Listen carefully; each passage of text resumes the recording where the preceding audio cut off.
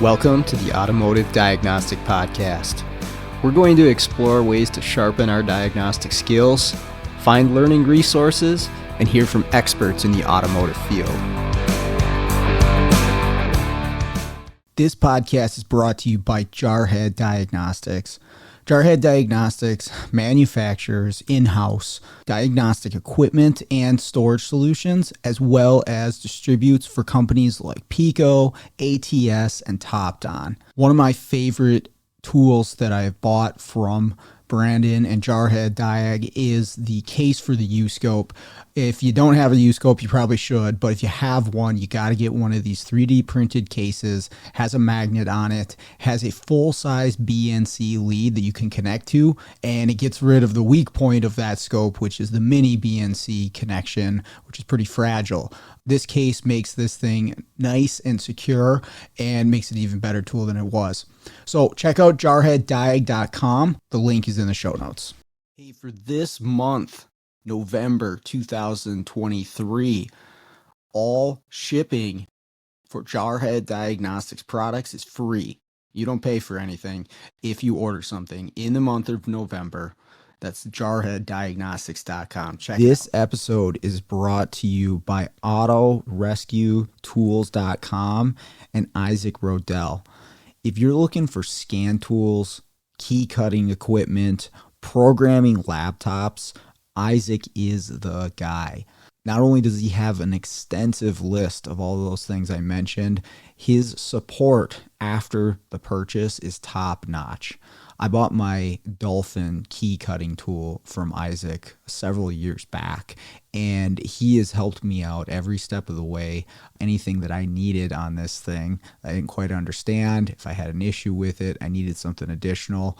He was easy to get a hold of and helped me out with that. So I highly recommend that you check out his website if you need anything related to keys, scan tools, diagnostic equipment. And again, that's autorescuetools.com. The link will be in the show notes. This episode is brought to you by autorescuetools.com and Isaac Rodell. If you are looking to get into module programming, but you are not sure what kind of laptop you're going to need or how to set it up for programming, Isaac is your guy. He can set up laptops specifically to do control module programming for specific brands with partitioned hard drives and all the software that you're going to need to do this. He also sells key cutting equipment, scan tools, and other diagnostic equipment. I bought some stuff from him in the past, and the support is phenomenal. So I highly recommend checking out the website. Again, that's autorescuetools.com. The link will be in the show notes. Hey, if you need an update for your Autel scan tool, make sure to check out Auto Rescue Tools this month, November 2023. They've got updates on discount up to 40% off. So make sure to check that out. Get those Autel scan tools up to date with all the newest features. The promotion ends November 30th. Hey, what's going on, automotive world? Welcome to another episode of the Automotive Diagnostic Podcast. My name is Sean Tipping, and I'll be your host once again for today's show. Thank you so much for joining me.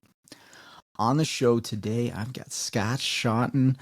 He's been on the show a number of times before. You probably know him. Trainer, mobile guy, good friend of mine. And Scott's going to join me today to talk about some of the mistakes that we've made along the way in our careers in the automotive field. And at least for me, I know there's been a lot of them. And these aren't so much career moves, but actual mistakes and things that we did wrong working on a vehicle or in a shop area, right? And all of us have stories like that. If you've been in this field for a while, you know, you do your best to avoid these types of things. But especially when you're new, you're unaware of a lot of the possibilities of bad things that could happen. But we'll talk about, other situations where you've been doing this for a while and you neglect something, kind of lose the respect or the fear for a particular aspect of what we do. And that's when things can go bad. But the stories are, it's fun to look back on in hindsight. A lot of these, there's some humor behind it when you can look back on these things after you've grown or become more experienced. But the big thing for me is when you make a mistake, and some of these things are pretty boneheaded, what do you do with it and where do you take it from there, right? How do you recover, bounce back, learn from your mistake? And we're going to talk a little bit about that. But anyways, with that all out of the way, let's jump into the Scott. Yeah, we are recording. And I'm How's on everything video. going for you? I'm on video this time, right? Yeah, we're trying the whole video thing. Okay. Just figuring it all out. It's a whole new set of technical challenges to work through, which is fun. But Yeah. Well, you sent me a text earlier that said powder your nose because you're going to be on video. So I came home from mobile and I took a shower so I don't look. I look like me, I guess, just not so dirty. yeah, that's usually me. Is yeah, grease or dirt somewhere. I leave a Yeah. trail. So not nearly as bad as when I was a full time tech, but it's definitely still there. Yeah. My fingernails are still not exactly clean. Yeah. So Yeah. And the significant other likes clean fingernails. I oh, remember that okay. with many years working in a shop. I remember coming home dirty and the stuff just does not wash off very well. I'm kind of liking clean fingernails. Yeah, it is nice. I remember when I transitioned to the teaching role and I was like, I can't believe how clean my hands are. This is ridiculous. Yeah. But all it takes is one of those old Ford purge lines that were like this crumbly black material, whatever Oh, that was, and it would like smear into your hands and stuff, and then it's all over. yeah. It's in every The little vacuum crease and lines, crevice. the rubbery vacuum lines that would like, especially if they were older, they would just Yeah. crumble and get, yeah, yep. Yep. Been there, done that. Uh-huh. Or anything diesel. I was never much of a diesel guy, and I don't feel bad about that because it seems like everything you touch under the hood, you're just gonna be black. Yeah, yeah. Oh, trans guys are different. Trans guys, because of the detergent and the trans fluid, they usually have Sure. clean hands, but they got all kinds of little cuts. Sure. So, Yeah. because of all the sharp stuff, but their hands are clean. It's Uh-huh. like you can kind of tell. My wife Right. told me years ago, she's like, my cousin's husband, whoever, I don't know. He's like, he's a mechanic and his hands are clean. And then she told me what was going on. I'm like, oh yeah, he's a trans guy. And he might have been a great trans guy. I don't know if I've ever met Sure. him, but I'm like, that makes sense because your hands are nice and clean. You just got all these little teeny cuts. Well, what do they say? You don't trust a skinny chef. You probably shouldn't trust a mechanic with perfectly clean fingernails either. So, Well, that could be changing. That yeah, could be yeah, that's changing very given true. technology, but yeah, I see your point. Yeah, the laptops don't get my hands quite as dirty, which is nice. No, that's good. And you're also now a business owner, so you got other stuff to worry about, paperwork and all, all that stuff that's involved. So you got other people to get their hands dirty, so you don't have to do it as much. Oh yeah, I sure do like doing it though. I'll tell you what, I hired a guy to help me with the paperwork, the book Yep. work, the phones, that sort of stuff, and so I'm actually doing less of that now than I was for the first full time year. And I, you know me, I like to be out there, elbow deep in it with the cars. Like that's what I love. And obviously there's a lot of responsibilities as a business owner, Yeah. but I think one of the perks is you can decide what you want to do, right? I can decide what part of it I'd like to do. And hey, I want to be out there in the Yeah. trenches, if you will, with the cars. That's my place that I want to be. So that's what I'm doing. And I don't That's know. one We'll thing. see. We'll see what happens. That's one thing we both have in common, and your path and my path were similar, as far as the mobile stuff goes. Being college instructors, I'm not anymore. It's been a couple years, but being college instructors at the time, you had time to do mobile, and you did mobile because you wanted to stay on the top of your game. So you did the Yep. best for your college students, but completely the same way I did it, right? Until it was time for me to, leave the college and go full-time mobile and training. And you pretty much did the same thing. So we have some very good parallels there. But Yeah, definitely. the reason I brought up the topic tonight, by the way, for the listeners, is because we both have been in the industry for a long time, and we probably have some pretty good stories and some mistakes to share, right? Yeah. Oh, And I know, 100%. yep, and I know you own up to it, and I'm owning up to it too. And I told you on the phone the other day when we talked about this episode, um, I said there's something I used to tell my college students more than I told the industry people, because the industry people probably knew it already. But I said the second best way to learn is from your own mistakes. The best way to learn is from the mistakes of others. And my thought for this episode, you steer it however you want to, but my thought for this episode was, let's share our mistakes and, Mm-hmm.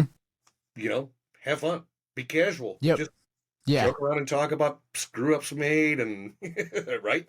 But that's usually the thing is, a day where everything goes perfect and there's no problems doesn't make for much of a story or a memory. But man, you royally screw something up and you're always going to remember that. And Yep. a lot of the time, as long as it doesn't cause like, bodily harm to anyone else, it's usually pretty funny in hindsight, right? No In matter how bad you hindsight, screwed up, you look back on it and it's like, in yeah, hindsight, I was an idiot. a couple of the stories I might share tonight could have well, one of them does have bodily harm, but Okay. uh, some of them could have had bodily harm, but the appropriate measures were taken and everything worked out okay. And then, like you said, in hindsight, you laughed after the fact because no one got hurt, the car didn't get damaged. It didn't cost Hmm. the shop, thousands of dollars, you know, but yeah, it happens. I mean, you work in that environment for 15, 20 years, there's going to be an accident. There's going to be a car that falls off a hoist. There's going to, and when it happens, it's like, oh my freaking God. I don't know if you're recording this, how big my eyes just got. Yeah. It happens, but as long as no one's injured, then you deal with it. And Hmm. then, and some of them aren't that bad, but in hindsight, like you said, hindsight, they can be funny. Yeah, right. The car off of the hoist thing, I have never actually witnessed it in person. There was a shop I was working at where it happened on my day off, and luckily no one was hurt. But that was one thing that we really stressed to the students in the college was hoist safety. So it's like you can screw up a lot of stuff, you can break a lot of stuff, and that's gonna happen, and Yeah. whatever, right? But boy, you're under that 2500 Silverado, and that's extremely dangerous if that thing, All if the right. hoist arm So kicks out or something so like that. let me fire it off and share a story because you're right on the topic. Okay. Okay. The shop that I worked at, and this was 2 decades ago when I was still turning wrenches all day long. That's what I did at the time. A coworker, and this most of my stories are about me. This one was not about me, but my coworker had backed in a um it was a small pickup. So Ranger S10, Tacoma, whatever, small size pickup, right? He had backed it into his hoist. And the way the shop was situated, you had to kind of back in, kind of a little bit of a corner. And then the back of the truck was near the wall, and the heater was above it. Okay. And you're from up north like me, so you have snow. Mm-hmm. The bed had a bunch of snow in it.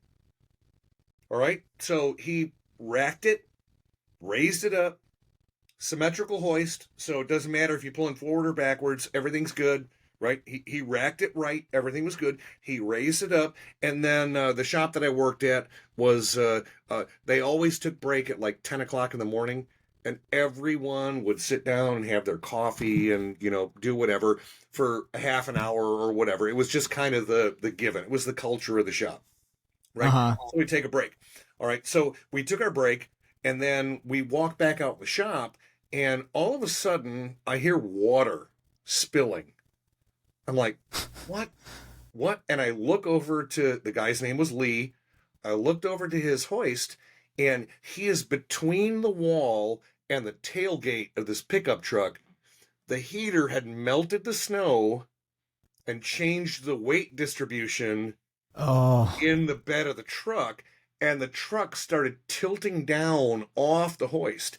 And Oh my he was, gosh. he was holding the bumper between the Oh wall and the bumper. no. He was holding the bumper, and I said, "Hey, Lee, are you okay?" And he didn't say a word. Well, I can't blame him, but he had ice cold water dumping all over him, and he's just holding this. So I had to run over and lower the hoist.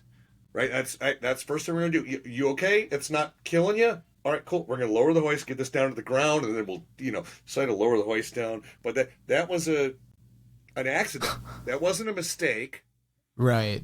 Technically, maybe now you learn. Go, hey, if there's a bunch of snow in the bed of this truck, you rack it a little different. I don't know, but no, that You was know for sure he's looking at every pickup truck he ever pulls yeah, in after that, though. yeah, yeah. So yeah, but that's how you learn, Yep. Yep. right? And Yeah, and the and hoist stuff, thankfully, no man. one got hurt. No one got hurt. Not a scratch.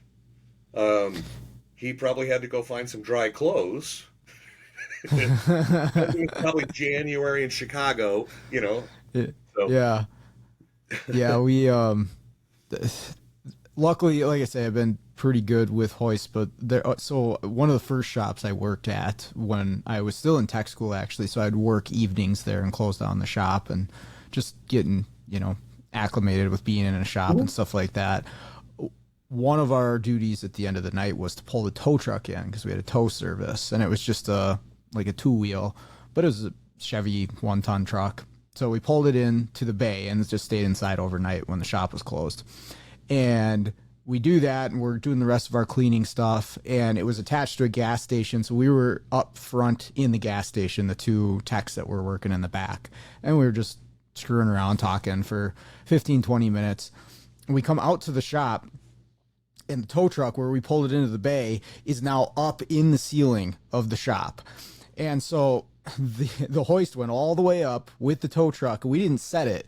So this is a single pole hoist, and the arms weren't set. It just happened to catch it like on the bottom of the transfer case. The front arms were up under the tranny. Okay. The back arms were on the drive shaft, and it lifted this thing all the way up. And we're like, well, because we didn't raise the hoist, but the hoist in that bay, it was one of the pneumatic and hydraulic Air versions. hydraulic. Yep. Yep. And so if you didn't have the air completely, shut off, it would like leak and the hoist would go up on its own. And Hmm. they had told us about it, but we're just kind of like, oh, whatever, we didn't really think of it that much. And then all of a sudden that tow truck's up through the ceiling. We walk out there, and luckily, there was a hole in the ceiling because we had a light bar on the top as a tow truck, and that was pretty much the worst of it. The drive shaft was bent, but luckily it didn't like fall off or anything like that. But I remember For walking on, I'm like, holy cow. for the listeners, if you have any issues, technicians, you have any issues with your hoist, please let management know. Please let your owner know. Please, Yeah. because it's not something to screw around with. You made me think of a news story, and this for me was very early in my career, probably 1995, something like that. Okay, I was working at a Ford dealer at the time, and they had air hydraulic 2-post in ground lifts, and the safeties didn't work. Mm. So when on a Friday night, uh, there was a vehicle, and I don't know what the vehicle was. I don't remember, but there was a vehicle on the hoist, and the tech did his due diligence and put a screw jack underneath to take the part of a safety. Okay, which is Mm-hmm. not necessarily a bad idea. But a very similar thing to what you're talking about is the service writer came in on Monday, turned on the power, and air pushed that hoist up a little bit, and the screw jack fell and stuck through the door of a Corvette Oh no. in the bay next to it. uh, And I mean, so it's like they had a good idea. Maintain your hoist, yeah. and so that was an accident, and the mistake would probably be on the service manager, whoever was in charge of maintaining the hoist and stuff like that. So yeah, and I've had a couple of hoist accidents, but nothing catastrophic. But Yeah, still, I go into some. hindsight, it's like this shouldn't have happened. Mm-hmm. Yeah, most times I go into a lot of shops, right? Just like you do with doing the Yeah. mobile, and yeah, man, the condition of some of these hoists in some of these shops is ridiculous. And there was one in particular that I told the guy, I'm like, I'm not working underneath this car. I needed to be under it for the diag, but Yeah. it would get like 3/4 the way up and it would shoot up like to the point where it bounced off the pads, and the tech's like, oh, it's just kind of how it is. I'm like, no man, that's not how it is. It's extremely dangerous. And there's, yeah, like you say, the safeties, are non-existent. You can tell it hasn't been engaged in forever, or Yeah. they've got like some contraption, permanently releasing the safety or whatever. It's sketchy out there for Oh, sure, and and you know it's what? so easy to take that stuff for granted. There's probably a couple of hoists. I don't think they make them anymore, but I remember being underneath. I replaced a clutch in an F-150 pickup for a stick shift trans, obviously. I'm gonna guess it was a 1994. That's my guess. Okay, doesn't matter, but you got the time frame right. So the hoist is up in the air, and it was one of those hoists where on each arm it had the little pad that had threads on it, so you could Yep. screw it up and down to change the level, so you could lift the car level. But it also had, and this is what I did not like, they looked like dumbbells. They were a thing that you slid over the top to extend it, 6-8 inches, Mm-hmm. but they just sit on there, and then you're putting the weight of a car on that. Like, I never liked those hoists. I never did. But this truck was in the air, and I had sent to bleed the clutch because I put a slave cylinder in it too.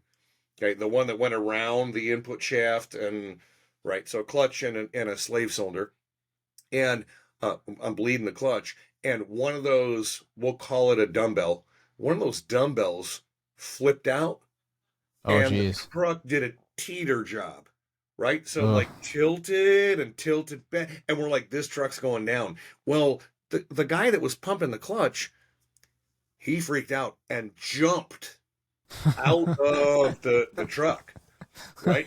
He opened the door and jumped, and he was full height because I was underneath bleeding the clutch, and I Oh moved man. out the other direction. Yeah, and the truck never fell. We lowered it down and fixed it, but I'm like, yeah, got to be careful with stuff like that. Yeah.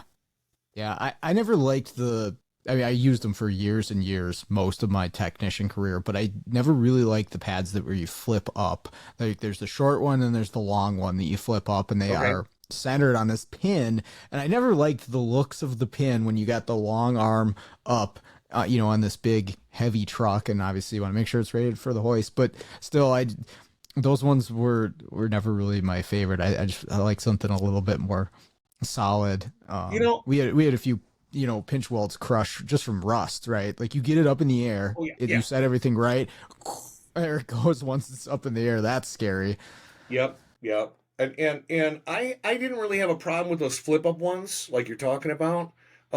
But one thing I always told my students, and this is basic hoist safety. This is not really where I Hmm. wanted to go tonight, but Yeah, yeah, it's yeah. the We way it can, we works. can. Um, if the front ones are flipped forward, the back ones need to be flipped backwards.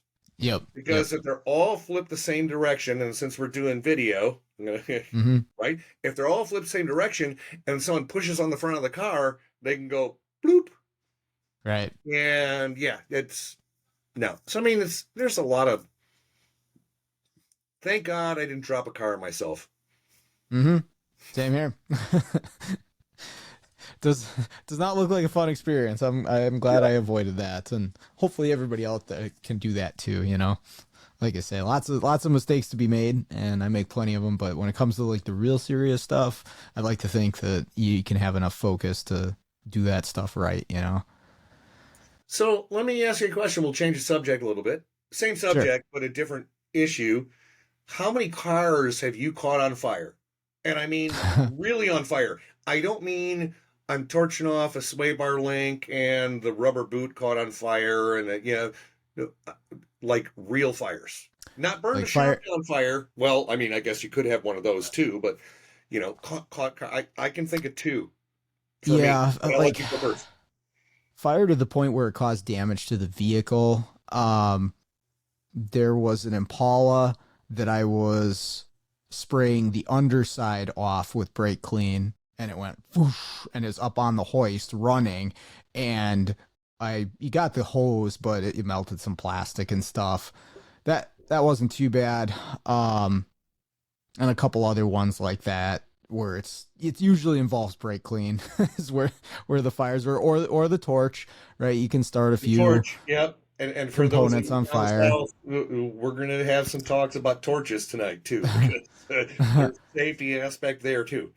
Yeah, sparks from that. The worst one probably was, and it didn't actually catch the vehicle on fire, but the whole shop might as well have been on fire for this one. So it was actually my personal truck, and I was doing it after hours at the shop that I worked at. So the By owner yourself? said, "Yeah, all by myself."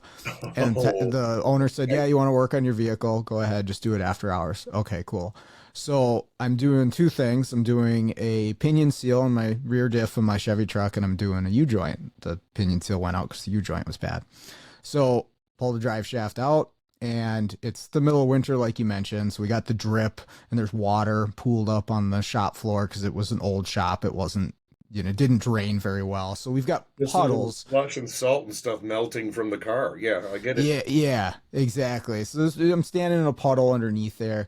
I do the pinion seal and I spray it off with brake clean, right? So just, spray the whole thing down, whatever. And I even blew the differential off with air once I was done. Just, okay, whatever. So now I'm going to go down and I'm going to change my U joint, which is kind of resting underneath the vehicle.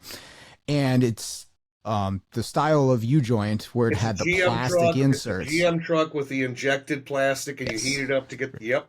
Yeah. Yeah, So you I know know where where this is you're going. going. So I wasn't thinking about the brake clean, but what had happened is it fell, it dripped off of the diff and it just sat on top of the water. It was just hanging out there. And I went to hit the end of the U joint with the torch, and I'm right there next to this puddle, and the whole underneath of the truck is on fire underneath it of the gas tank. And I'm again by myself. I'm like, oh shit. And so I was able to grab the garden hose and hose the whole thing down and get it out. And it actually wasn't too bad to get out. But then the whole shop, of course, is full of smoke alarms going off and everything. And I had to open the door in the middle of winter and air the place out. And I felt like such an idiot. And luckily nothing really bad happened, but it definitely could have. It's just Yeah, well, you like, got the whereabouts, to resolve the situation. But yeah, oh, it's I've seen people freeze when it comes to yeah, fire. I worked with a guy on a Dodge Ram looking for a vacuum leak, hit the distributor right under the hood, and he's like this, like deer in the headlights, like, and I'm like, "Hey, what are you doing?" So I ran over and grabbed the hose, but that was what happened with him. I well, don't know. let me tell you about the day I learned how to repair plastic fuel lines Okay. on a Ford. Uh, because some of you that might be listening that are as old as I am, fuel lines didn't used to be plastic. But in the late 80s, early 90s, they, became plastic, right? So I probably had it was a Ford Taurus. I remember it was a Ford Taurus. But I don't know what year. Could have been 89, could have been 2000, or 90. I'm sorry, not 2000. I don't know for sure. But they used to have those plastic sway bar links, right? They were Hmm. plastic, one on each side in the front, and they had an 18 millimeter nut, that was the big nut that held it in place, but then the end of the stud had a 5/16 or an 8 millimeter. And if you try to take them off with a wrench, you bust that 8 millimeter off Yep. every freaking time, right? Especially if you're in the rust area like Sean and I are, Yeah. right? So I got to the point where with the blue wrench, right, the oxyacetylene torch, I would just cut them off, cut the nut off, whatever, put the new sway. And I think at the time we were using Moog replacements, which were greasable and metal and cool. You won't have the problem again. But you had Hmm. torched off. Well, I didn't know it, but I was doing the right front corner, I remember. I was doing the right front corner, and there is a plastic shield that runs up through there because we got plastic fuel lines that come from the fuel tank, and this is a return system.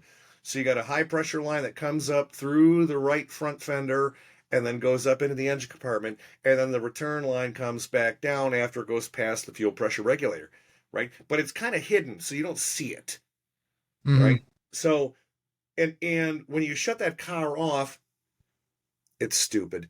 Fuel pressure spec is 39.5 psi. If you look it up in service information, it's basically 40 psi, whatever. Uh-huh. Okay?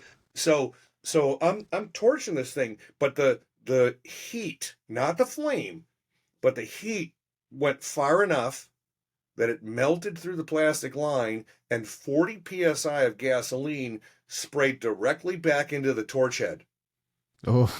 and it burst into flames. And I immediately, you know, dropped the torch, and there was Yeah. a fire extinguisher right next to my toolbox. And I think it was a CO2 fire extinguisher. Whatever the case, I put it out. I didn't get burned. Thankfully, I didn't get burned. I could have easily got burned because that flame came right at my face. Oh, jeez. Um, but I didn't get burned. But I put the fire out. Next thing I do is I look over at the office because there's a window from the office, and my boss, who was the one of my two bosses, was the service writer. He leaned back in his chair and looked out the window to see what was going on because he heard the fire extinguisher go off. And once he saw it was out, I think he decided I'm not going to ask any questions. Move back forward, and keep working on this stuff. And then I had melted fuel lines to repair, and that was literally the first time I repaired plastic forward fuel lines because I wasn't running a whole new fuel line for the whole car. I had to make a patch and do it legit with the right tools and that kind of Uh-huh. stuff. But yeah, that was a little bit frightening. So yeah, Yeah. pay attention to where you point that torch. Yeah, no kidding. Welding, torching, whatever, it can get pretty easy to just focus in on what you're looking at, what you're torching. Well, there's a lot more happening with it, and yeah, there's like you say, there's a whole thing on torch safety. It's just as dangerous as racking a vehicle. Yeah, and Um, half the people listening to this podcast don't use oxyacetylene torches because they're from down south. that is For true. you and I, It is always it's interesting, nothing. right? Yeah, it's interesting to talk to somebody from down south, especially when I was a tech and doing alignments, just for instance, like the torch lived next to the alignment rack. Like that's just where it was in the shop because good luck trying to adjust any of these vehicles if they're 10 years old or older in Minnesota. Like it's not happening unless you have a torch. And then you have to do like the calculations of if you heat something up to move it, well, it's going to expand and then it's going to contract when it's cold. So you have to like figure it out so that it ends up in the right point of alignment once it's all done. That was, I don't miss any of that stuff. We, I did something similar to what you were talking about with that Taurus, not with a torch, but it was actually, again, my car. It was one of my first cars. It was a Chevy Corsica. I think it was a 1990 or something like that. And it was pretty rusty at the time because it was after 2000. And I don't even know what I was doing, but I was in the shop. It was at the shop at school, and I was going to jack it up to take the tire off or something. And when I did it, I stuck the jack under there. And if you remember those Corsicas, they had like all of the brake lines and the fuel lines together that ran underneath the driver's side. And so I just kind of like stuck the jack under there. I started going to town to lift this thing up, and I got it up in the air. Well, I crushed all the brake lines and all the fuel lines on this rusty Corsica. So yeah, I got to learn brake and fuel lines on that one too. And I think I was just like gonna inspect the brakes or something like that, and just, oh, let's go. Yeah. I don't know if Yeah. you remember. Do you know what an Omni GLH is? I can't say that I do. It's a turbocharged four-cylinder Dodge Omni Okay. from the 80s. All And right. GLH, if I'm not mistaken, stood for goes like hell. But this car was in shitty condition, rusty, and when we lifted it on the hoist, it was actually one of the employees' cars. Uh-huh. We lifted it on the hoist, the car almost split in half. Oh, Just jeez. the hoist arms push right up through the floor pan, and yeah, I guess this car's done. Yeah.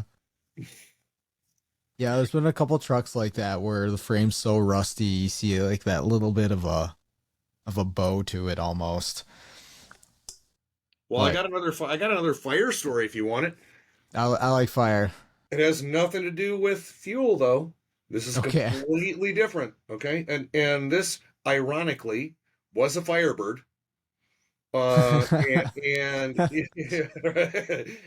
it needed a starter motor. It was in for two things. It was a no crank, no start. Diagnosed a bad starter motor, and we're talking a little bit older, but still, a 350 Chevy, whatever. Throw a starter motor in, no problem. We're good. We got power to the S terminal. If we want to go through the diagnostics, fine. It needed a starter motor, Mhm. right? So I put a starter motor in, and this again was when I was really young, really early in my career. Put the starter motor in. The other thing it was in for was an oil leak. So I got the starter motor installed, got the vehicle to start. Then we raised it up in the air on the hoist while it's running, and we're underneath looking with flashlights for where's the oil come from. Fair enough, Mhm. right? So that's what we're doing. All of a sudden, I think it was the right side. I think it doesn't matter, but all of a sudden there's flames coming out of the engine compartment, and I'm like, Mm. what the hell? So what I did, again, learn from my mistakes. When I installed that starter motor, the positive battery cable going to the starter motor, I had tightened it down, but it was touching the exhaust manifold.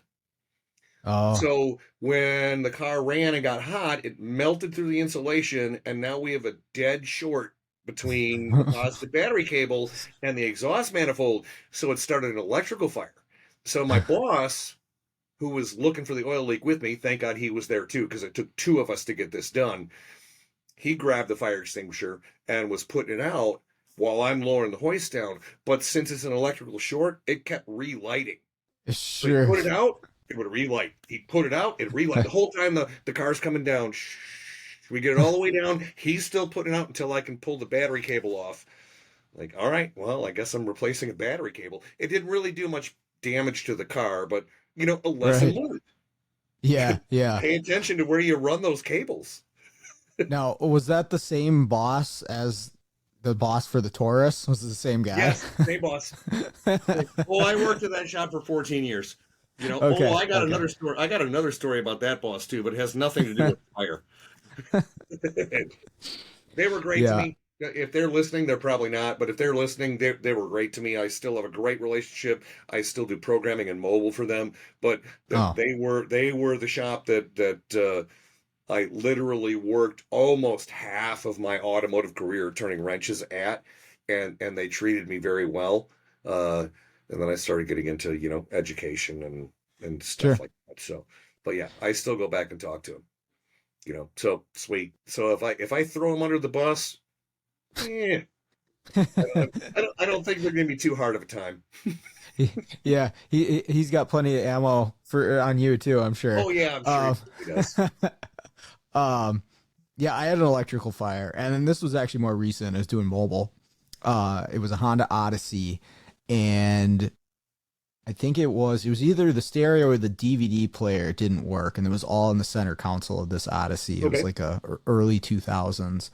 And so I'm doing my checks and stuff, and nothing's working. And I end up finding a 30 amp fuse that's blown in the underhood fuse box, and it happened to be for the DVD system or whatever audio unit I was trying to diagnose. And it was blown. I was like, okay, well, I'm gonna throw a fuse in there and just let's see what happens.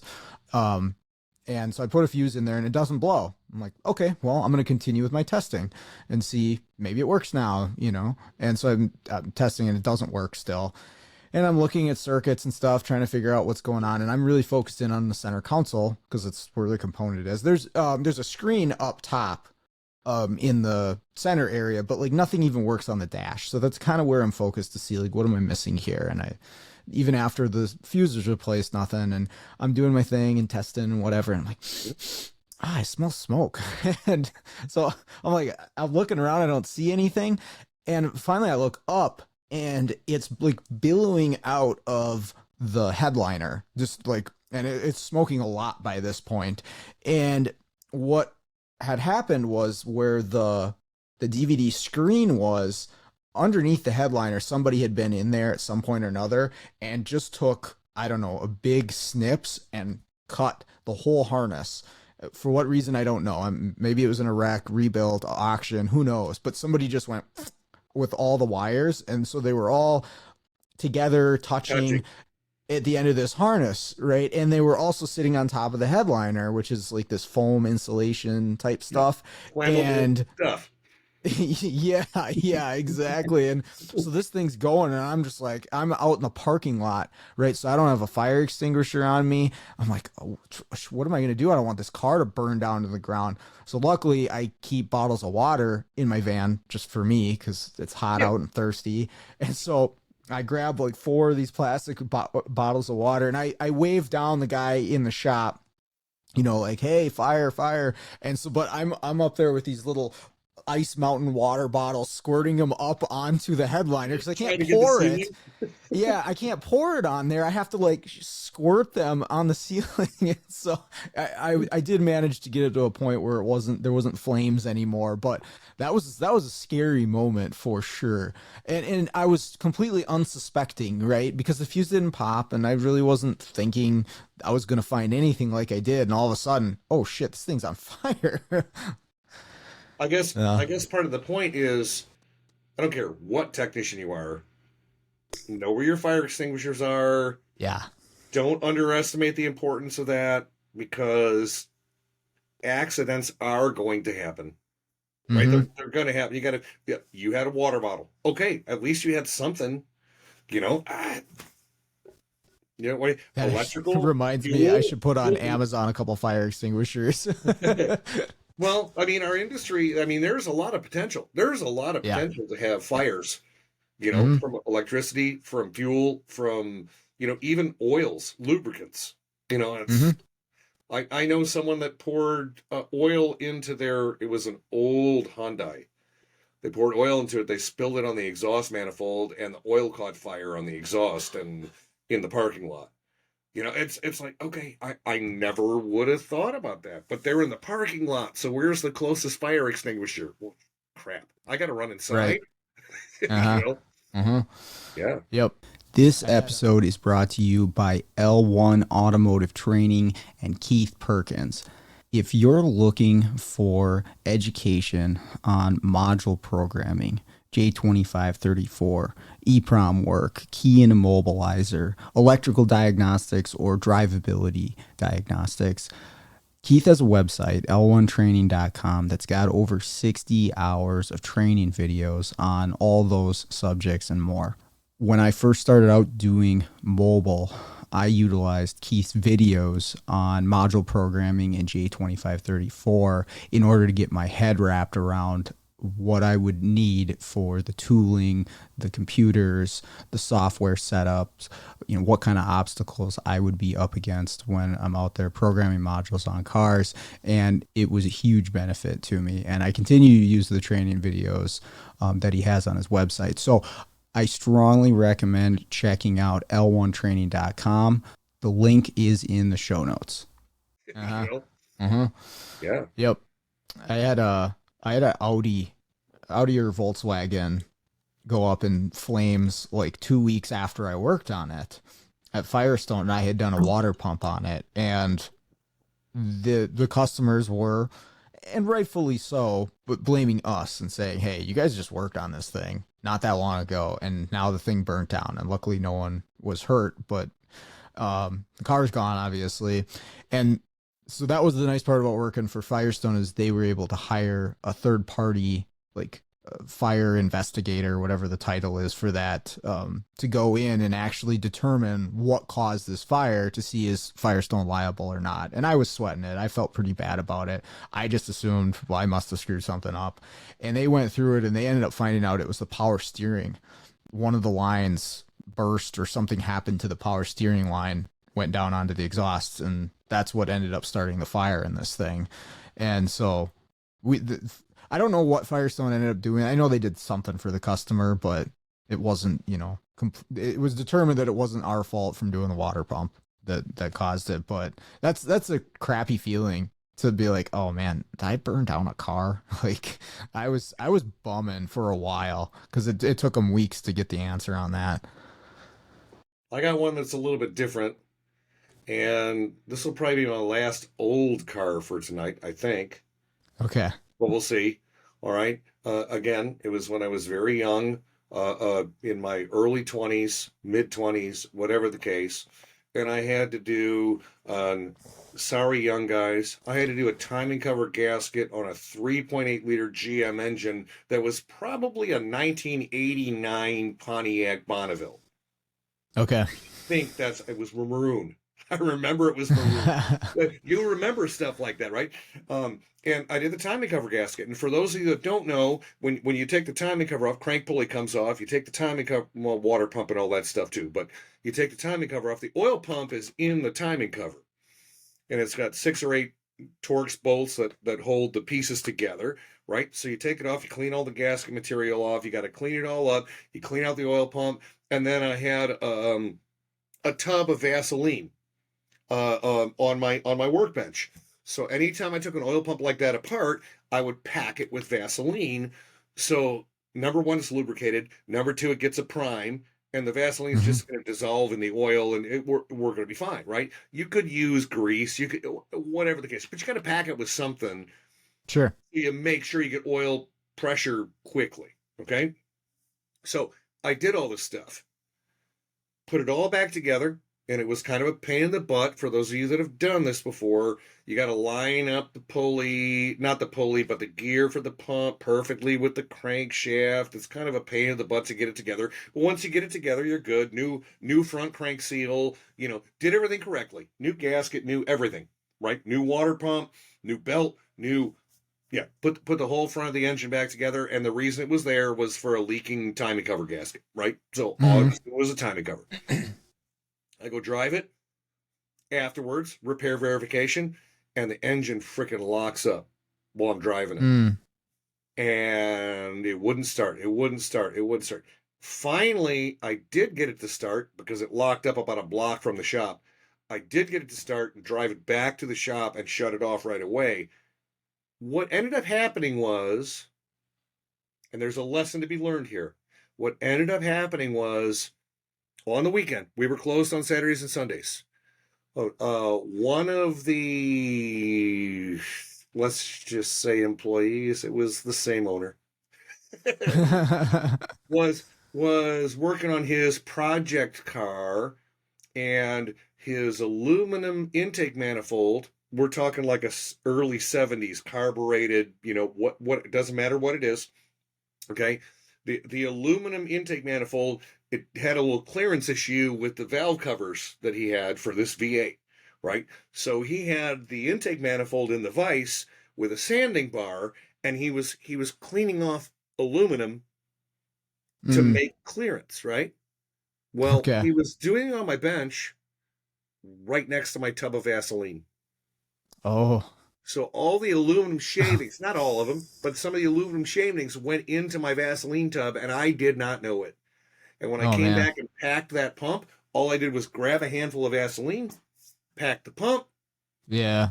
And it chewed everything up. He still to this day won't own up to that. I I ended up putting a motor in that. They got a used motor. I didn't have to pay for the motor, but I put the motor in and they didn't pay me labor for it. But whatever. I'm not going to argue. They took good care of me. So, but that's another weird one. So the lesson to be learned there is put caps on all your stuff Yeah. so nothing falls in there. It's like Yep. brake clean, not brake clean. Brake fluid is a no-brainer. You leave the cap off and it absorbs water. Fair enough. But some of your other odds and ends, take the extra second to put the cap on, because yeah, Yeah. I will never pump an oil pump with or pack an oil pump with a grease or Vaseline that I don't know. I'm like, nope, nope, not gonna Yeah. do it. My thing was parts, like if I had an engine apart, it was pretty much specifically engine components, right? You want to keep them clean, maybe a transmission, maybe a differential, but in a busy shop, keeping them in an area where it can stay clean, I know was always kind of a challenge for me. Like there's not going to be somebody walking by and kick something, or yeah, like somebody grinding away and sparks are flying into your. So I had to get creative with, where do I put the stuff? Like if it's a pickup, can I put it in the back of the bed or something like that? That was definitely a challenge. The motor I wrecked was, I want to say like a 2006 Audi with a V6, and I had never really done any Audi engine work before, but I'd done timing belts, and that's what we were doing on this one, was timing belt, water pump, thermostat, all that stuff. And this is one of the ones where you have to have the big bar that goes across Yep, to hold yep. the I know what camshafts. I think I've done one of those, but yes, I know exactly what you're Yeah, talking about. because the sprockets aren't keyed, and so you loosen it up, it holds the cams in, and then you can put the sprockets wherever you want. There's a pin for the crank, whatever. And I was excited to do it because it was a big job. I hadn't done anything like that, Mhm. and I had done some timing chains and belts and stuff. And I was like, this is a cool challenge because you pull off the whole front of the car and everything. So whatever, I'm doing the timing belt, and You at the can do it shop that I without pulling off the front of the car, by the way. It's just a little tight. But yeah, anyway, go right, ahead. yeah, the Sorry. service mode or whatever they call it. Um, so I at the shop that I worked at, I was not only the technician, but also like service writer. They didn't have dedicated Mhm. service writers. So we answered phones, we ordered parts, we sold jobs, and then we did the jobs. And it was very inefficient. I wouldn't recommend that to anybody, but that's what we did at the time. That's what I did. And so back and forth, phone call, write an estimate, call a customer, get this car, whatever. I forgot to tighten up one of the nuts on the idler pulley for the timing belt. I put it on there finger tight, like it was there, but it didn't get tightened down. Didn't Yeah, double check everything. distractions mess that up. Yep, Yep, yep. yep. And totally my fault, right? Like I got it apart. I need to make sure that I double, triple check everything.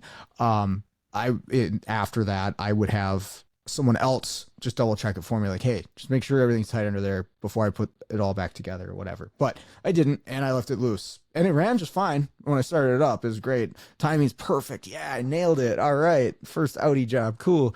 It was like 2 weeks later, came back on the hook, and the valve. This thing crashed when he was going down the highway, so the motor was moving when the valves crashed, and we ended up, I did the motor, similar situation to you. The shop didn't make me pay for the motor, but I put it in free of charge as far Yeah, as labor costs go.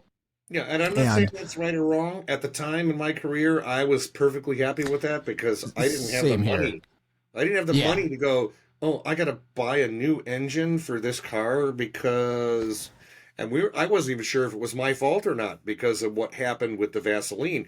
Like, yeah, Right. but I mean, they were cool about it. But yeah, it's Y- Yeah.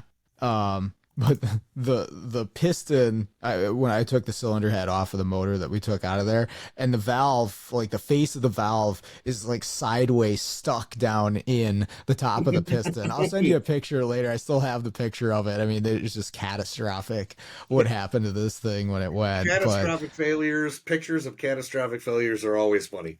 Rods uh sticking out the side of the block. You take an oil pan off, and there's 27 different pieces of metal laying in the bottom of the oil pan. You're like, that's part of a wrist pin. That's part of the connecting rod. That's what. Yep, yep. Yeah, Yeah. that's the one that comes to mind as far as smoking an entire engine. I've broken all kinds of stuff, but I'm trying to think if I killed any other motors. Oh, we probably both did a couple that weren't as memorable. But Right, but right. what can I ask this question then? Um, we've all been injured. We've all got cuts. We've all got scrapes. We all got bruises. We all hit our head on a hoist.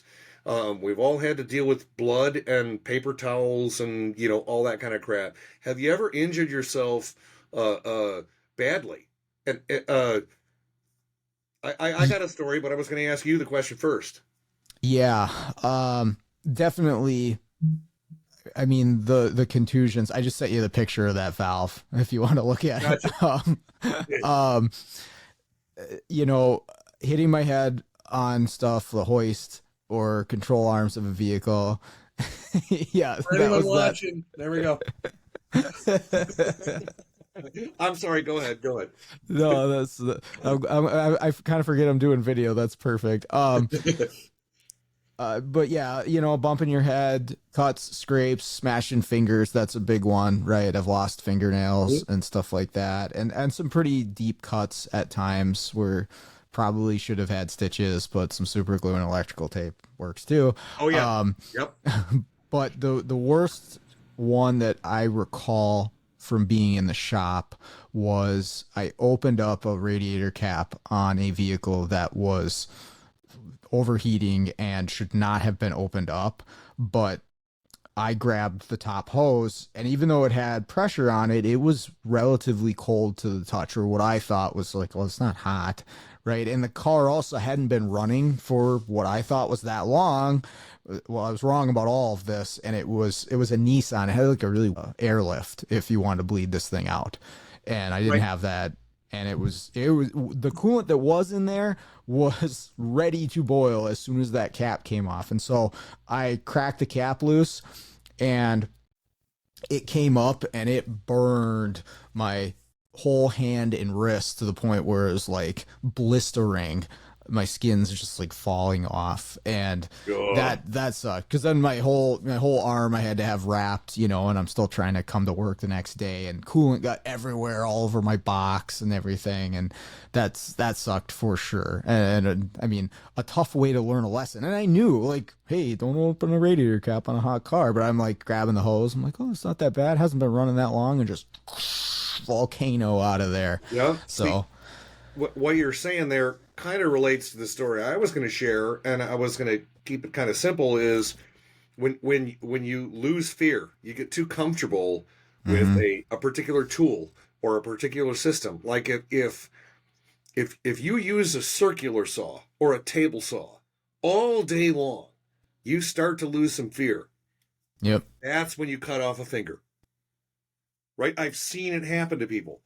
Um, I did the same damn thing with an air hammer, and it was Mm, stupid. It was stupid. And please, everyone, listen to this story because it was I don't know what day of the week it was, but whatever the case, I went in the morning. My first job was pinion bearings on a rear-wheel drive domestic vehicle. I don't remember if it was a GM or a Ford or whatever, but you take the pinion gear out, take the pinion nut off, take the pinion gear out, then you gotta uh, well, usually I would cut the cage for the bigger of the two pinion gears, cut the cage, drop all the bearings, then maybe cut the cage, but then you put the pinion gear in a vise with a big clamshell type thing, mm-hmm. right? So you can use a press.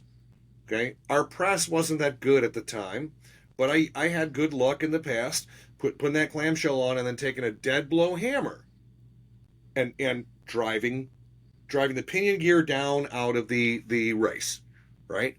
Well, I happened to set it all up, and my air hammer was connected right there to the hose, sitting right next to it. And I'm looking at the end of the pinion gear, and there's a little indent, right? I'm like, fuck, I'll just use my, pardon my language, I'm sorry that slipped out. Uh, and I'll just push it right down with the air hammer. We'll be done, and I can press the new bearing on and all that kind of stuff. Well, me and if we're doing this video, I'm holding the pinion gear like this, Uh-huh. and my air hammer's coming in this way. Ugh. and it bounced twice, and then it fell off, and it went into my hand. Oh. And before I could release the trigger, I felt it bump that bone 2 or 3 times. Oh.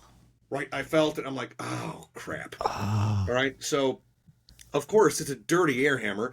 So now I got grease and a hole, a puncture wound.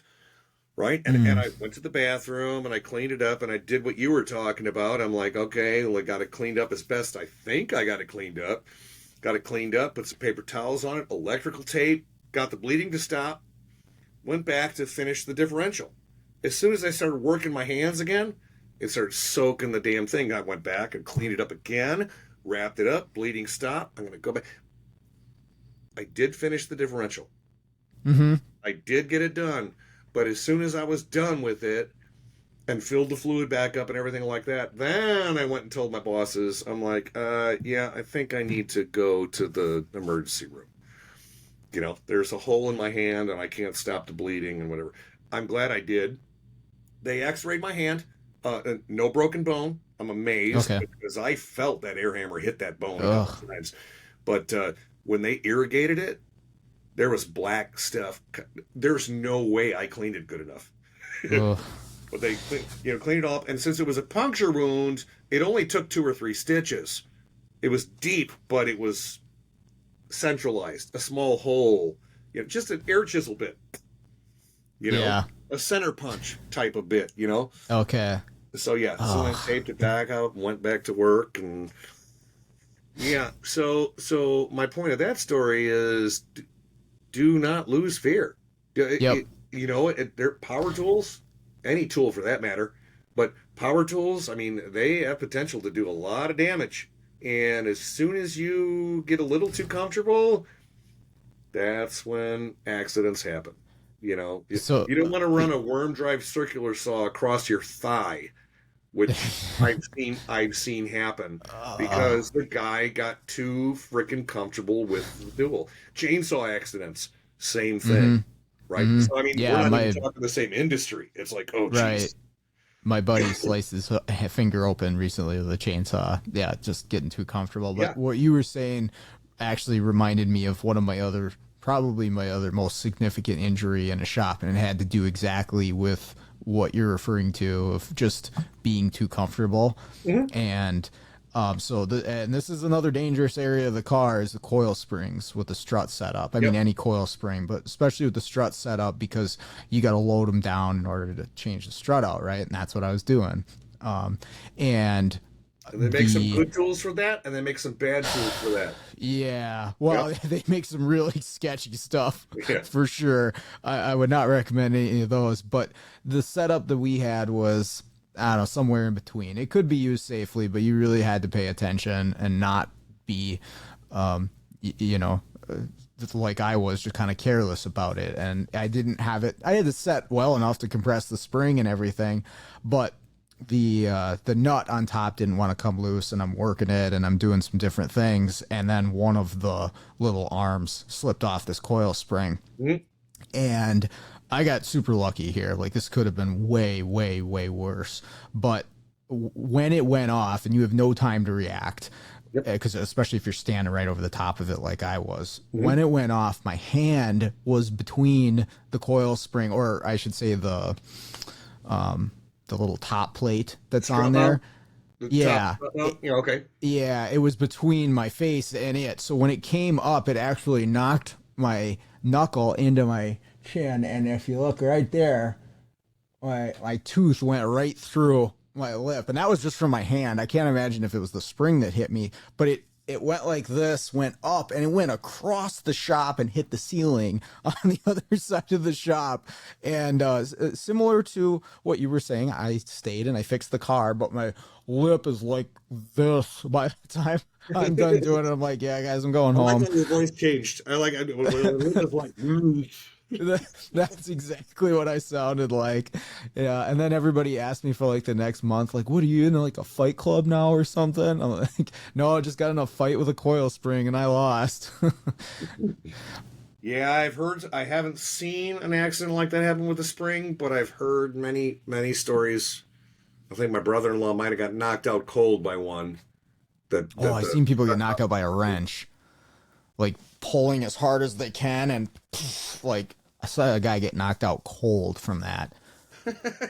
Yeah, and there's certain things that you learn with experience. Like I was even okay. I don't have access. If I called shops I do mobile for, I could probably borrow a hoist, right? On a day when they're closed, borrow a hoist and whatever. But my 14 Silverado needed front brakes the other day, and I did it in the driveway on jack stands. And I did it. It's like whatever. I'll go buy new rotors, buy new pads, lube everything, do it right, right? But I just did it in the driveway because the weather was nice enough. But I still caught myself that these big 18 millimeter bolts that hold the bracket for the caliper on, and I got these long, straight snap-on wrenches, right?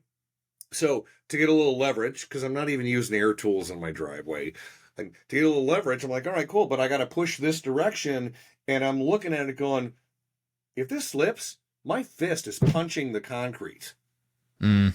So I went open-handed, right? Push it open-handed, something that simple, right? So if you're pushing a wrench, a ratchet, or whatever towards something, go open-handed, because Right. if you slip, you're just going to smack it. You're not going to punch it and bust your knuckles open, and that's just experience and practice, Mm-hmm. you know. Yeah, I think after you do it for a while, at least I can speak from my experience, you get this sense almost. It's like another like feeling when something around you is potentially dangerous, Yep. right? Like the torch or something sharp even, right? Just like a pick or a screwdriver. I'm very aware of the amount of force I'm applying to it and what direction. And that's like, it's a weird thing to explain because I don't think about it. It's just, I'm very conscious of this thing that I know is potentially dangerous. See, Whereas, go yeah, ahead. just Sorry. starting out, you don't have that as a newbie. Like Right. that's not there. But the more you do this, it just sort of evolves. Yep, that comes from experience, and it's the same thing. It. Correct me if I'm wrong, but I think what you're talking about is when you start to do a procedure, you're starting to do something with a wrench or a ratchet or whatever, and as Yep. soon as you start to do it, you go, this is a bad freaking idea, Uh-huh. right? Yeah. Let me adjust a little bit, and okay, there we go. Uh-huh. And yeah, that. But again, when I was 23, 24 years old, that's something you almost can't teach. It almost has to be from experience, Yeah, you got to right? You got smash to your bust your knuckles a few knuckles a couple times. times to figure it out. Yep. Well, I mean, and it goes back to what you started the conversation with is it is very good if you can learn from others, like us talking about these Mhm. things, don't do these things. But man, you're never going to forget it once you do it yourself and once you Yep. experience that. You smash your knuckles or you put a whatever through your finger or you're bleeding all over. You're like, boy, that was stupid. I'm not doing that again. Hopefully, that's the goal Yeah. is you can learn from it and not do that stuff in the future. But that I think that's going back to what I was saying. Like that's the sort of sense that you develop with working with tools and working with your hands and around, belt drives. Right. That's another dangerous area. I watched a guy one time, a buddy of mine. It was a GM 3.8 and the alternator fan. It had a fan, but it was on the outside. And when it was running, it looked like a solid piece of plastic. He put his And I hand don't on know it. why. He put his he hand on like he like touched it with his finger, and I hear it go. it. I've seen the same exact thing happen. Someone leaned on it, and I could hear, Oh no! and it took like chunks Uh, out of his hand. Yeah, yeah. uh, I'd be lying to say if I hadn't got dinged by a few uh, radiator fans. That's definitely happened. Oh yeah, you're trying to do something while the engine's running to find a Yeah. noise or listen to a water pump bearing or something like that, Uh, and it go ding ding ding. Oh, wow. Yep, Yep. that Yep. happens. Well, I got a different one for you. I got a different one, Okay. and What do you and got? and this is what called the Automotive Diagnostic Podcast, right? Mm-hmm. All right, this one's a diagnostic one. Okay. Okay, and it's old school, but it's basic, and it's a mistake that I made, and I learned from it. Okay, it was a They weren't called Expresses back then, but it was a full-size GM van, like a G van. Sure. Probably it was OBD1, so it was probably late 80s, really early 90s, something around there. Okay, and I followed the diagnostic chart. Again, I was not at. I'm not saying I'm the rock star, but I wasn't at the level I'm at now, right? So I was still learning, and uh, I followed the chart. Okay, check for powers and grounds. The GM chart at the time said, disconnect this connector, take your voltmeter, because we know GM likes voltmeters. Take your voltmeter, check for power here, check for power here, check for ground. So I did everything exactly the way the chart said and said replace the ECM.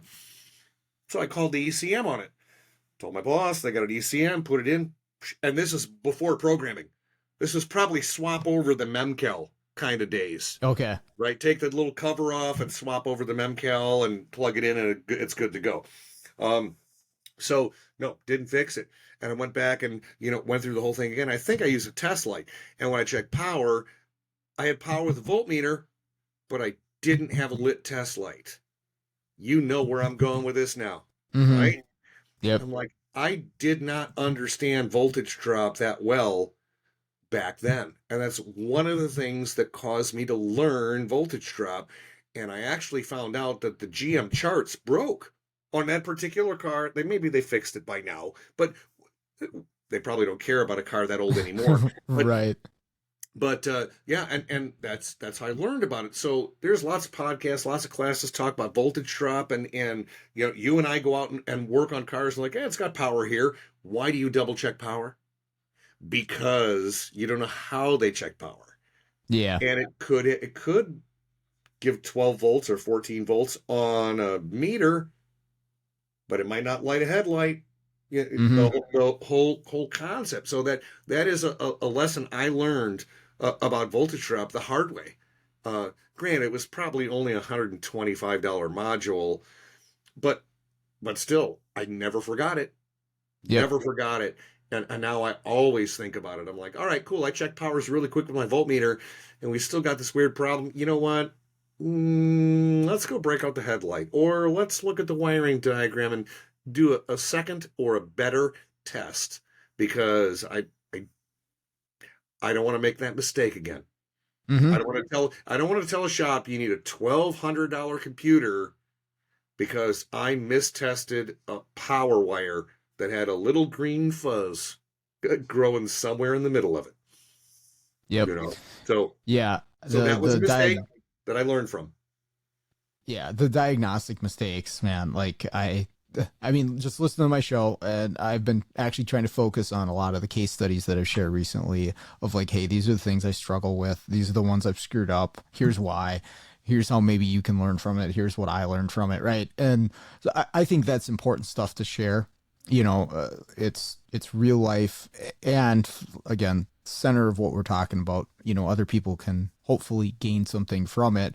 But all the mistakes that I make, I try to make it worth it. Like you're saying, is to not do that same thing next time. Right. And then, yeah, okay, laziness can happen. That's definitely a thing. And maybe you miss something, but hopefully if you're doing everything that you can, you're able to do all the tests that get you to the right answer. But then even still, sometimes you miss something, you misunderstand something, you're wondering because service info is, not exactly descript the way that you want it to, or something doesn't make sense. I had this Ford Focus recently where I told him to get a fuel pump driver module for it because everything I was coming up with was the fuel pump driver was bad. Like you mentioned run on the podcast. Yeah, exactly. Yeah. So I could run it. I could run the pump without the driver. It worked fine. Check my duty cycle, fuel pump control, fuel pump monitor, everything. It was there as far as what service info tells you. And there's a chart. It says the duty cycle for this fuel pump module, and fuel pump module from Ford, right part number, didn't fix it. Same thing. And what ended up fixing it was the PCM. We put a PCM in there, and that changed what the duty cycle looked like on the control, which then satisfied the fuel pump driver module. Both of them, didn't matter which one I used at that point. But I measured it, and according to what I saw on the chart that Ford has, at least in All Data and Identifix, it was right. And according to what my scope was measuring as far as, duty cycle frequency, it was right. But it was different with the new PCM. It's actually a used one we put in there, but we programmed it and it worked just fine. I Fired was right kind up, of no wondering what issues. happened with that car, and Yeah, my assumption is that you had a hard time pulling the trigger on the PCM, yeah, making yeah. that decision. But that was my same thought. I'm like, yeah, it's almost getting to the point where you're gonna have to try PCM, but I don't want to pull a trigger on it either, Right, because you covered your bases. It's like, right. but I mean, I thoroughly checked the circuits between the PCM and the fuel pump driver module because I'm like, if there's some voltage here that I'm not, I'm not observing, I don't notice, because there is voltage on the circuits that's produced by the modules, but didn't find anything. They load tested fine between. And so I was kind of down to either A, we somehow got two bad fuel pump driver modules to do the same thing. I'm like, I was really didn't think that. Or it's a possible. PCM. But the other thing I was thinking, I was like, well, what if this code definition is incomplete? Like sometimes they don't have everything in there, and the fuel pump driver module is actually upset about the pump for some reason, like a weird voltage on the pump or an amperage on the pump that's not, it's not descript. And so that's what I was kind of weighing. And I tested the pump and it was like 6 amps. I'm like, I believe that's normal for this particular pump, and it's making pressure, it runs on it. So I'm like, tell you what, man, my gut's going with PCM on this one.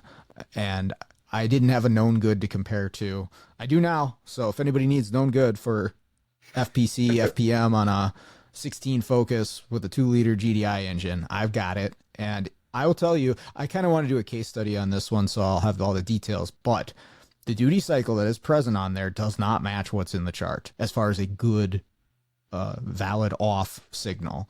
And so that really threw me off. But that's the sort of stuff we're up against every single day, and you're bound to make a mistake here and there doing this. Can I share one more with you?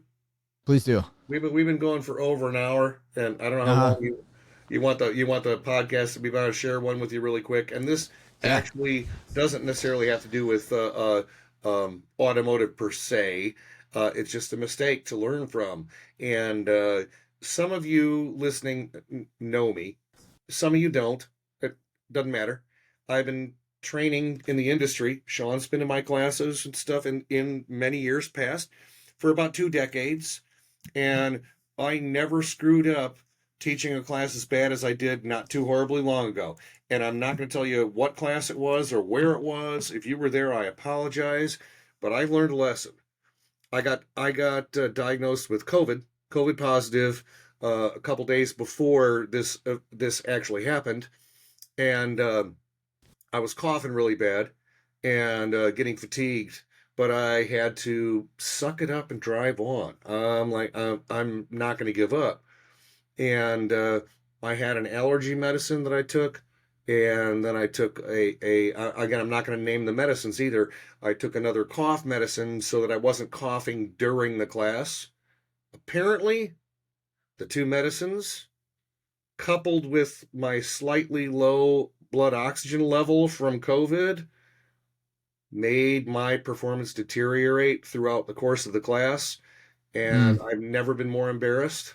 So I apologize to anyone that was there, but the lesson to be learned, and I learned this lesson, is when stuff says don't mix medicines, don't mix medicines. I can't imagine if I was turning wrenches at a shop and I was working on a customer's car in the condition I was that evening as it deteriorated, that would not have been safe. So again, just another is more recent lesson for me, but lesson learned. It sucks and it's embarrassing. So I hope no one's got hard feelings for me. A little fist bump for anyone that's watching. Yeah, I mean, that's the thing about us in our industry is you just keep on going, you keep push through it, you work harder, right? And it feels good, right? They say like, yeah, I just worked for 12 hours today. You know, I'm tough Yeah. and this and I do have a lot of respect for that, right? I respect people that can push through and make stuff happen, that have that grit and that determination. Yeah. But there are times where you got to realize like, hey, I need to take care of myself. I need to back off the throttle, whatever that looks like for you. Your story actually reminds me of a gentleman who runs a shop local, and a really good shop, and he's a really good guy. And I do a lot of business with him, and he's been in the community doing repair for a long time. And a very similar situation. He was on a few different medications for various things. And I went in to talk to this guy, and he's usually very sharp. He's on it. He hustles, right? And he was so out of it. And I thought he was drunk at first. And it was later in the day. It was like Yeah. 4 or 5 o'clock when I got to the shop, and I was That's what talking everyone to him. assumes. That's what everyone assumes right off the bat.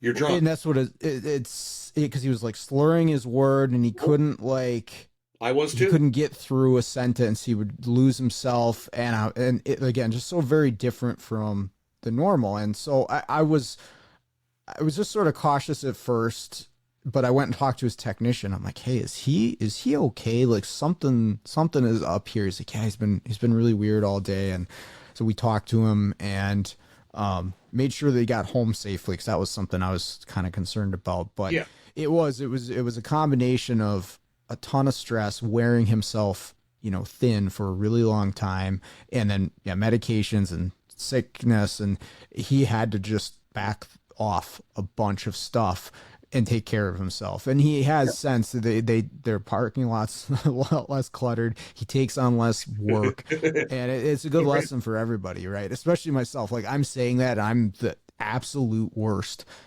like anytime I have free time, I'll just find something else to do for work, right? And it is really important to like focus on taking care of yourself and know when you're at that limit, right? And medication obviously can throw a whole nother wrench in there where you're not yourself. But that can happen to any one of us in this industry, right? It just Yes, sir. drives us. It's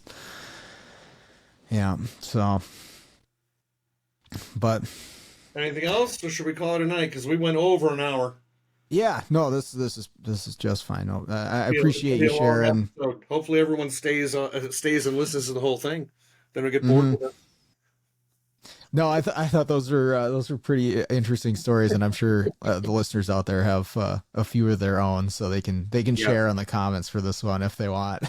Just learn from it. That's it. Learn from my Yeah. mistakes. Learn from yours, but learn from mine first. Mm-hmm. That's it. Great. Cool. Well, yeah. Thanks for sharing, and thanks for taking the time this evening, Scott. Hey, no problem, Sean. Anytime. All right, that's going to do it for today's episode. Another big thank you to Scott for taking the time to join me this evening and share all of those stories. I enjoyed that, and it was fun kind of going through some of the things that I screwed up along the way. So hopefully you enjoyed that too.